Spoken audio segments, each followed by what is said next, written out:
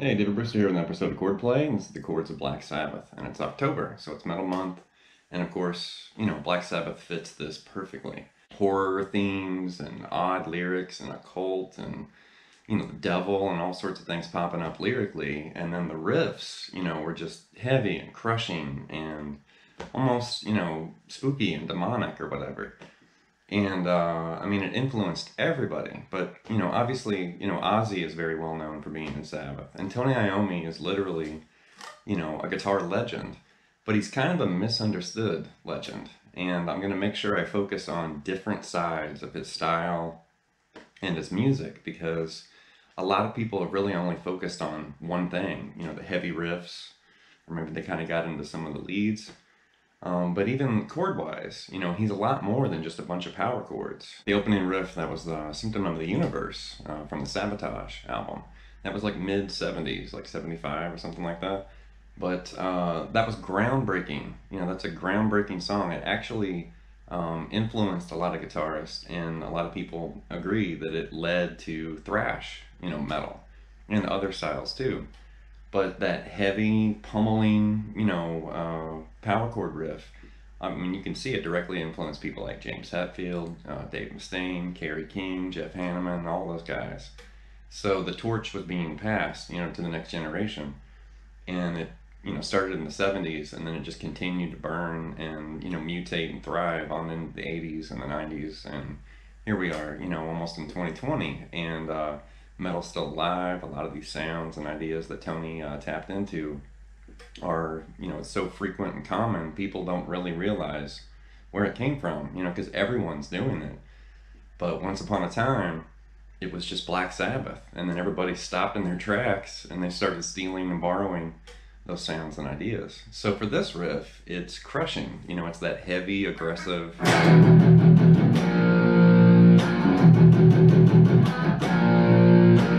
Now the first thing obviously is I'm in a different tuning, and we're going to be in different tunings. Or there's going to be some acoustic stuff in this lesson. There's going to be all kinds of stuff. So we're tuned down 1.5 steps. So your low E string is down to a C sharp, and then everything is also tuned down 1.5 steps.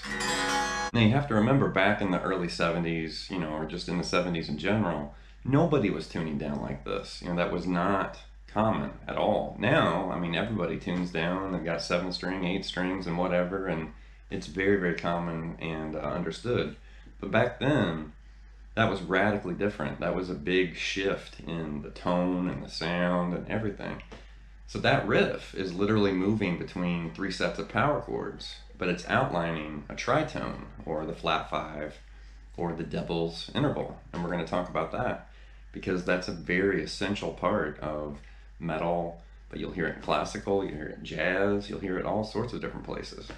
So right there, we're playing, you know, a G power chord, and then it moves to a D flat power chord, or a D flat 5. So that is a tritone, or, you know, the flat 5, or the devil's interval. Right? Just that sound. It has that scary monster movie, you know, just crazy, dark, ominous sound. And then in that riff,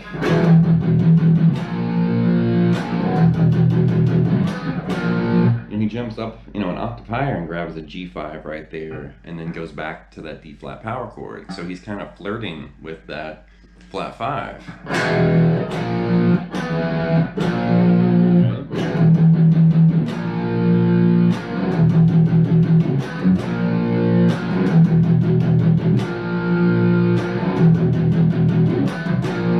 And then right there he goes to an F power chord, and then the D flat, to C. So keeps targeting that flat 5, you know, just like putting it right in your ear, right in your face. And that was highly influential because every metal group you hear these days applies some variation or, a version of that type of riff.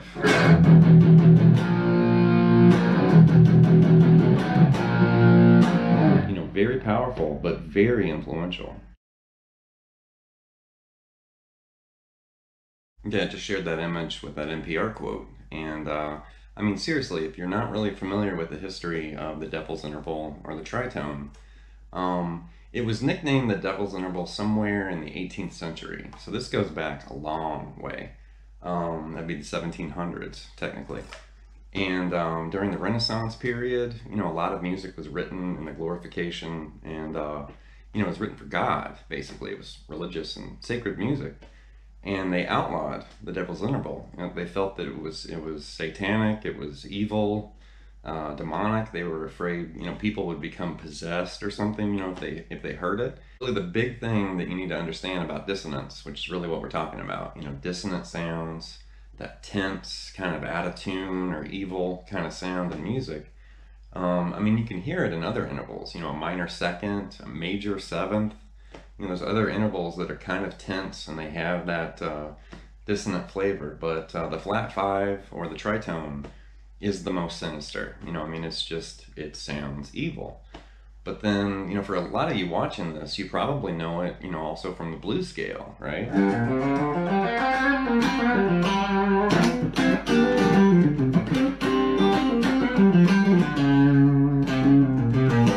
So, you can hear it in blues, you can hear it as a passing tone in jazz. You can actually find it in pop music and Broadway tunes and a bunch of stuff. But in metal, which is what we're talking about here, it's treated differently. It's not a passing tone in metal. It can be used as one, but in metal, they play it and they let it ring and they sustain it and they don't hide it or they don't flirt with it. They flaunt it, right? Now in the song, you can hear he trills that D flat to D. Like that.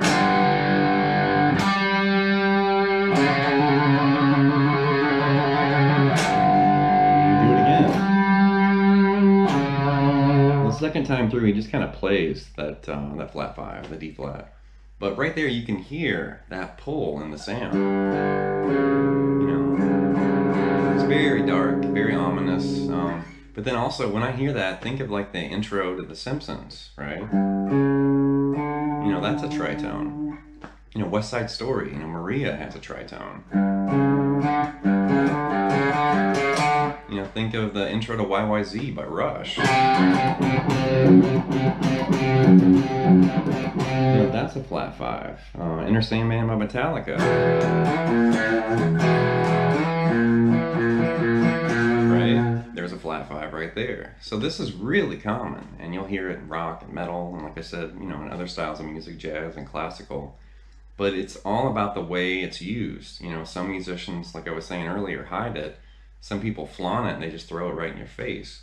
So it depends on how tense and how dark and how ominous, you want to sound. Now, one interesting thing about Tony Iommi's, chord vocabulary is he consistently put, what some people would consider jazz chords in Black Sabbath's music. And when you look at Black Sabbath's music and you analyze what they did, yes, there's elements of rock, there's elements of blues, but there's elements of classical, there's jazz elements at play. Folk, there's like all these different, styles, and they just kind of took what they liked and then put it together, built it up, cranked up some fuzz and overdrive, and the next thing you knew, it was Black Sabbath. But look at the song Fairies Wear Boots, and he's using a G minor 7, and kind of arpeggiating through it with some palm muting, and it sounds like this.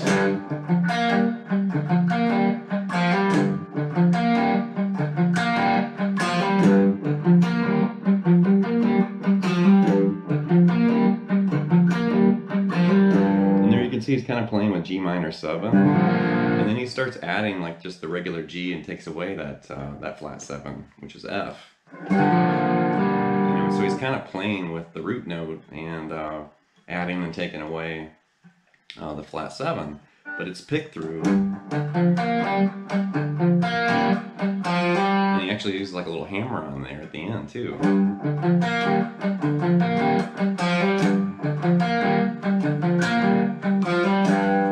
some more of this kind of jazz influence with Iommi's chords. Look at the later sections of War Pigs, and you can see he's kind of playing around with this E7.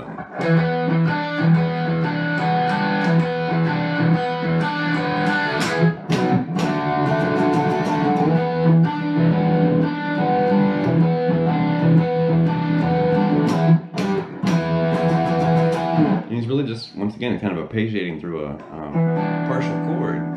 But most people would think of that as more like a blues chord or a jazz chord, but there it is, you know, right in the middle of War Pigs, which is a very famous, you know, early heavy metal song. Now for another side of Iommi's, you know, guitar kind of ideas or his textures and music, look at a song like Sleeping Village, which is from Black Sabbath, you know, the first album.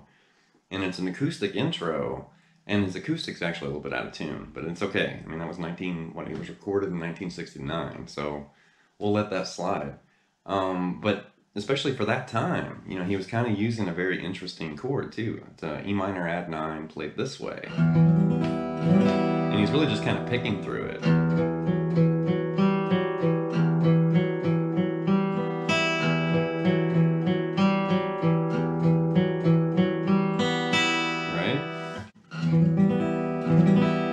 That chord, you can actually find that in the song Echo by Joe Satriani, and there's a whole bunch of other stuff too.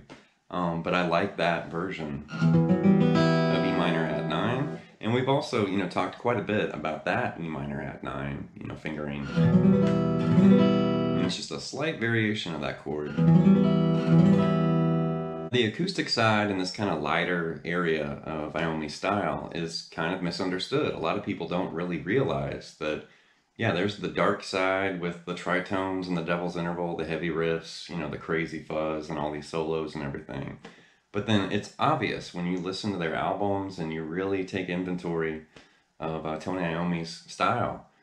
It's obvious he loves these pretty kind of acoustic, you know, themed, you know, songs. And he would have like orchestration or strings kind of added. And it was a very harsh, you know, contrast, you know, compared to War Pigs or Paranoid or something like that. And then you hear, you know, songs like Orchid or Laguna Sunrise, or even a song like Fluff, you know, which is on Master of Reality. And that's, you know, very unlike Sabbath. But I think those songs kind of gave them more depth and a little bit more variety, of course. But it revealed that they were a lot more than just some scary guys, you know, singing about the devil and the war or whatever.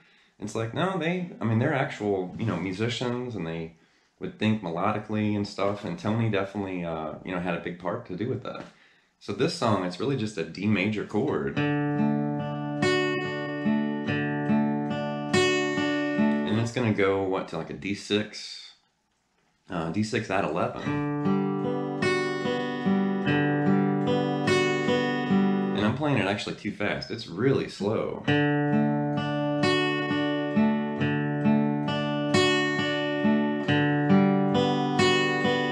I like that D6 at 11 because you're literally playing D and then just taking 2 of the fretted notes off, and there's all those open strings, and that's a cool chord. You know, it's got that sunshine kind of airy sound. And then once that goes through that pattern, which he starts doing that little melody, you know, over those chords in the progression.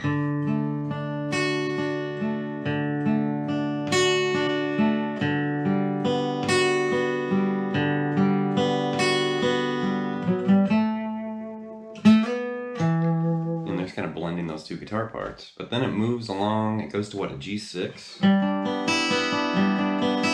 it's played on a 12 string. I don't have a 12 string acoustic, but that's actually, you know, this whole song, the rhythm part's played on a 12 string. And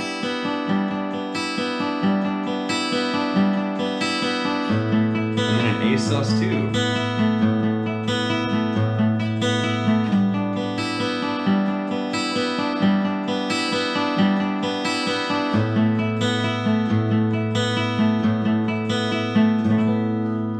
Guarantee some of you watching this probably didn't expect to hear something like this in a Black Sabbath, you know, lesson. And for a lot of listeners and music fans, they probably, when they heard these songs and Laguna Sunrise and some of this stuff, they were probably like, what the heck? You know, because you hear, I mean, like an all-out heavy metal war, and then the next track, it's like this calm, peaceful, you know, moment like in the park or something, and then you're right back in the trenches of war and death and whatever. And I remember listening to those albums and thinking, wow, I mean, it's all over the place. We're going to look at Spiral Architect, which is from the Sabbath Bloody Sabbath album. And the intro to the song is played on acoustic, but it's detuned, and it's 2 whole steps lower than normal. So your low E string is going to be all the way down to a C, right? So 2 whole steps lower. So we're way down there. You know, and your acoustic's probably going to freak out if you don't normally tune down like this. It's probably going to freak out when you tune this way, but it gives this really haunting, you know, kind of intro section a different flavor or different sound. It wouldn't sound the same, you know, if it was in standard tuning. So we're going to start with a D minor add 9, which is right here, and we're just picking through it. And then we're going to relocate the 6th fret on the B to the 8th fret on the B, and then it's going to become E minor 7 over D.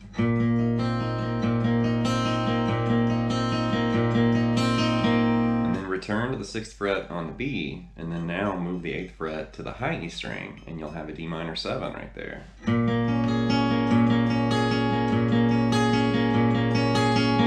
And then you'll hear a move between these 2 shapes, which you're keeping the same shape, but you're just shifting it. But that's going to be an A add 9, and then an A7 sus 2, and you're picking through it.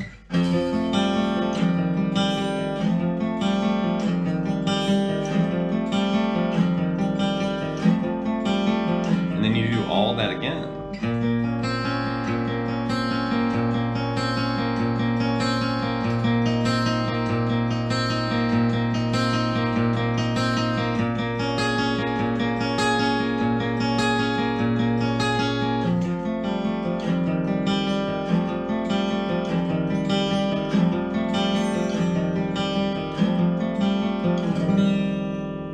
Really cool intro part though. I like those chords too. I'm a big fan of the airy, kind of dreamy, spacey sounds, and there's a whole bunch of cool sounds right there. Last example, I'm kind of saving, you know, my favorite for last. This is my favorite Sabbath song. This is Sabbath Bloody Sabbath, and I'm back on the Les Paul. We're tuned down 1.5 steps. So once again, just as a reminder, your low E and high E are going to both be C sharp, and then everything else is also tuned down, you know, 1.5 steps. But this is a crushing riff, and kind of like Symptom of the Universe, this influenced a ton of early metal and thrash and you know, hard rock guitars, because you can hear a lot of riffs like this, and you can trace it back to Black Sabbath, where it's like, oh, I think that's where that came from. But I'm going to bring up, you know, kind of an interesting thing with Tony's, you know, choice of chords. Now, I've always played this riff along the A string and just used the low E string like this.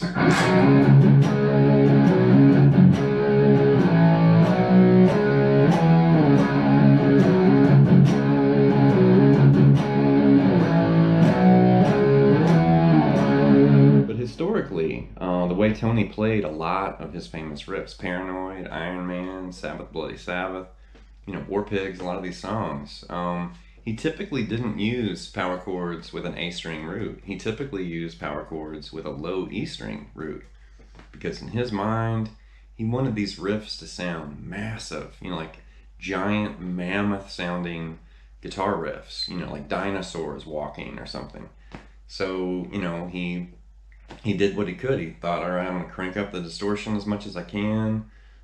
And then he started relocating power chords to the biggest strings on the guitar, which obviously are the low E and the A. So when you play the riff here,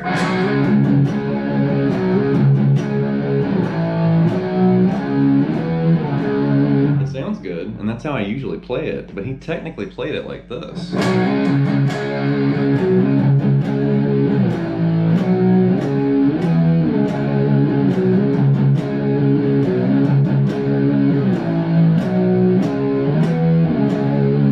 Interesting, you know, to hear that slight difference in the tone, and it does sound a little darker, a little hairier or something. But I'm stubborn, you know, and I've always kind of played it the same way, and I think I like the way it feels here, so I just do it my own way, or the way I prefer to do it. But I do believe Tony Iommi actually played that right there on the low E string and A. Um, Now after that riff, you know, just punches you in the face. And